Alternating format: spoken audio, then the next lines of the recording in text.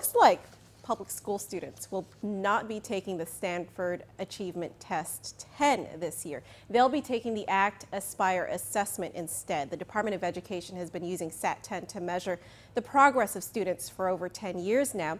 And PNC's Rizal Romanes spoke with Senator Narissa Underwood to find out why the sudden change. The island's public school students' SAT 10 results have been falling below the national average for several years. And as a result, the Department of Education says it's time for a change. They'll now have students taking the ACT Aspire assessment this year. Senator Narissa Underwood says it's because SAT 10 is no longer relevant. Underwood explains the difference.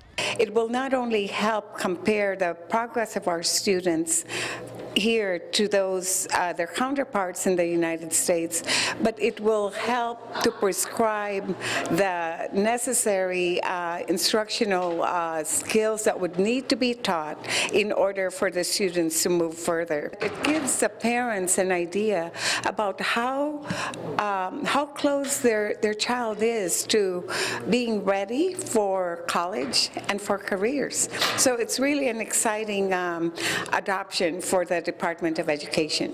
PNC discovered that a public law requires the Department of Education to measure the progress of students based on SAT 10 tests. Underwood says she's open to amending that law and working with DOE on various other laws.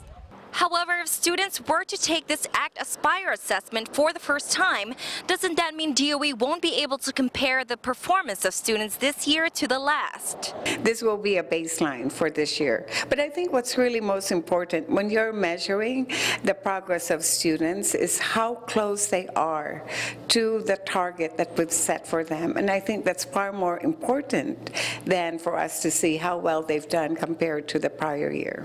Underwood says results of the test will also compare local students to students nationwide. According to ACT Aspire website, the test will evaluate student readiness in English, math, reading, science, and writing through constructed response, selected response, and technology-enhanced items. Rizal Romanes, PNC News.